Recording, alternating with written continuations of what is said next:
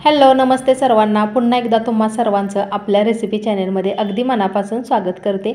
आज मी तुम्हाला अशी रेसिपी बनवून दाखवणार आहे जी की सगळ्यांच्या शरीरासाठी खूप फायदेशीर आहे। त्याचे बरेच सारे फायदे आहेत आणि याचे गुणधर्म, याचे फायदे काय काय आहेत हे सुद्धा पुढे मी तुम्हाला सांगणार आहे। त्यामुळे व्हिडिओ स्किप न करता संपूर्ण पहा। तर इथे पहा, मी शेवग्याचे छोटे छोटे कोवळे ठांपे घेतलेले आहेत। आता तुम्हाला असंही वाटलं असेल की शेवग्याची भाजी निवडायची म्हटलं तर खूप वेळ जातो, एक एक पान कधी तोडत बसायचं। तर यासाठी सुद्धा एक आयडिया मी सांगणार आहे, जेणेकरून एक एक पान तोडण्याची काही आवश्यकता नाही। तर सगळ्यात अगोदर काय करायचं आहे, व्यवस्थित ह्याची पानं बघून घ्यायची। म्हणजे एखादं पान किडकं असतं किंवा एखादी छोटीशी अळी वगैरे असू शकते, त्यामुळे व्यवस्थित पानं बघून घ्यायची, थोडीशी अशी झटकून घ्यायची। आणि नंतर काय करायचं आहे, अशीच पानं गुंडाळून ठेवायची। मग एखाद्या सुती कपड्यामध्ये ठेवा किंवा अशी पेपरमध्ये गुंडाळून ठेवली तरी चालतं। एक 4 ते 5 तास पानं अशी गुंडाळून ठेवायची। तुम्हाला दुसऱ्या दिवशी जर भाजी बनवायची असेल तर आदल्या दिवशी जरी अशी पानं झाकून ठेवली ना तरीही चालतं। तर इथे पहा, एका सुती कपड्यामध्ये काल रात्री मी भाजी अशी गुंडाळून ठेवली होती आणि आता ही दुसऱ्या दिवशी बघा, याची पूर्ण पानं अशी गळालेली दिसतात। म्हणजे एक एक पान तोडण्याची काय आवश्यकता नाही। याचे अलगद असे ठांपे उचलायचे आणि खाली बघा पूर्ण याचा पाला गळून पडलेला आहे। तर यामध्ये याच्या कोवळ्या काड्या सुद्धा आहेत, त्या सुद्धा सगळ्या काढून घ्यायच्यात। पहा, ज्या काही काड्या पडलेल्या आहेत पानांच्या त्या सगळ्या मी एका बाजूला काढून घेते आणि हा जो उरलेला पाला आहे तो एखाद्या सुपामध्ये किंवा ताटामध्ये घेऊन पाकडायचा। म्हणजे काय होतं की बारीक बारीक ज्या छोट्या छोट्याशा काड्या असतात त्या पटकन लगेच बाजूला निघतात। सगळी पानं मी पाकडून घेतल्यानंतर पहा, आता ही एका चाळणीमध्ये काढून घ्यायची। खाली एक भांडं घेतलेलं आहे, त्यावरती चाळणी ठेवली आणि त्यामध्ये शेवग्याची पानं घातलेली आहेत आणि यामध्ये पाणी घालून स्वच्छ अशी चांगली चोळून चोळून धुवून घ्यायची।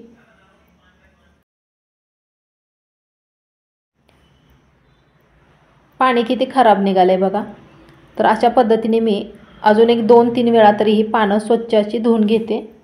शेवग्याच्या पानांमध्ये भरपूर असे गुणधर्म असतात, त्यामुळे आपली रोगप्रतिकारक शक्ती वाढते आणि या भाजीमध्ये अ जीवनसत्व असल्यामुळे आपल्या डोळ्यांचे आरोग्य वाढते। त्यानंतर हाडांना सुद्धा मजबूती येते आणि अजून बरेचसे फायदे पुढे मी तुम्हाला सांगणार आहे। पण आता भाजी पण धुवून झाली आणि पटकन भाजी बनवायला घेते।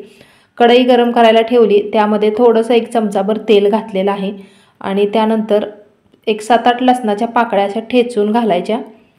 जर एखाद्याचे वजन वाढलेले असेल, म्हणजे जास्त वजन वाढलं असेल तर आठवड्यातून 1-2 वेळा तरी ही भाजी खाल्ली पाहिजे, म्हणजे आपलं वजन नियंत्रणात राहण्यास मदत होते। थोडासा लालसर कलर होईपर्यंत लसूण परतून घेतला आणि त्यानंतर इथे एक कांदा मी चिरून घातलेला आहे। तुम्हाला जर जास्त कांदा आवडत असेल तर जास्त घाला।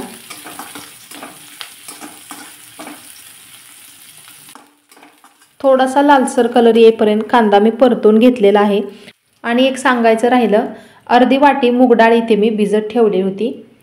मूग डाळ किंवा मटकीची डाळ, कोणती पण डाळ तुमच्या आवडीनुसार तुम्ही घालू शकता। कांदा लालसर होईपर्यंत परतून घेतल्यानंतर धुवून ठेवलेली ही जी शेवग्याची पानं आहेत ती यामध्ये घालायची। शेवग्याच्या पानामध्ये ना झिंकचे प्रमाण असल्यामुळे केस गळती थांबते आणि आपली केस वाढीसाठी सुद्धा याचा खूप फायदा होतो।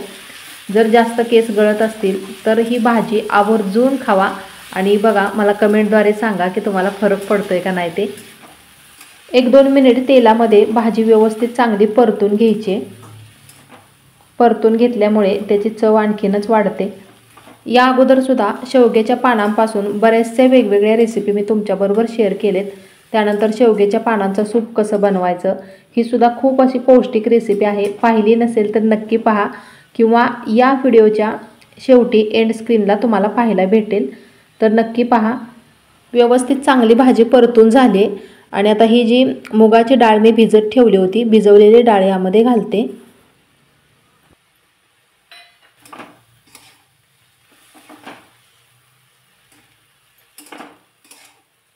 चांगली 2 मिनिट भाजी व्यवस्थित परतून घेतलेली आहे आणि आता यामध्ये चवीनुसार मीठ घालायचं आहे। त्यानंतर घालायचं आहे लाल तिखट। लाल तिखट किंवा हिरवी मिरची वापरली तरी चालेल। तिखटाचं प्रमाण आपल्या आवडीनुसार कमी जास्त करा। मीठ घातल्यामुळे बघा भाजीला जरासं पाणी सुटायला लागले। एखादा मिनिटभर अजून अशीच भाजी मी परतून घेतली आणि भाजी चांगली शिजावी यासाठी मंद आचेवरती 2 मिनिट यावरती झाकण ठेवायचं आहे। गॅसची फ्लेम कमीच ठेवायची।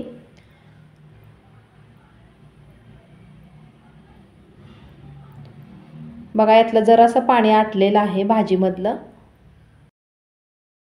मस्त अशी चवदार भाजी लागण्यासाठी इथे मी शेंगदाण्याच्या कुटाचा वापर करते। भाजलेले शेंगदाणे असे जरासे मोठे मोठे बारीक करून घेतले होते, म्हणजे जाडसर शेंगदाण्याचं कूट यामध्ये घालायचं आहे।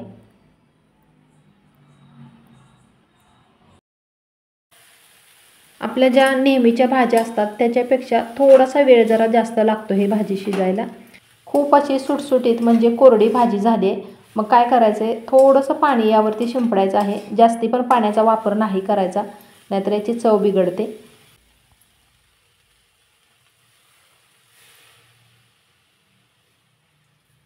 आणि पुन्हा एकदा 1-2 मिनिटाकरता यावरती झाकण ठेवायचं आहे। एखाद्याला शेवग्याच्या पानांची भाजी खायला अजिबात आवडत नाही, तर अशा वेळेला याचे वडे किंवा तुम्ही बरेचसे रेसिपी मी तुम्हाला करून दाखवलेले आहेत। वडेसुद्धा खूप छान लागतात शेवग्याच्या पानांचे। मग तुम्ही वडे बनवून खावा किंवा भाजी बनवून खावा किंवा याचं सूप बनवा, पण शेवग्याच्या पानांची भाजी, सूप किंवा काही ना काहीतरी घटक शरीरामध्ये गेला पाहिजे। खूप पौष्टिक असते भाजी ही। तर बघा यावरचं झाकण काढलेलं आहे आणि यामध्ये जे काही थोडंसं पाणी घातलं होतं ते सुद्धा पूर्ण आटलंय। आता गॅस मी बंद केलाय आणि अजून असंच झाकण ठेवून एक 5 मिनिट हे ठेवायचं आहे।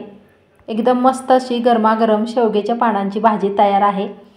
चपाती बरोबर किंवा भाकरी बरोबर खायला मस्त लागते एकदम।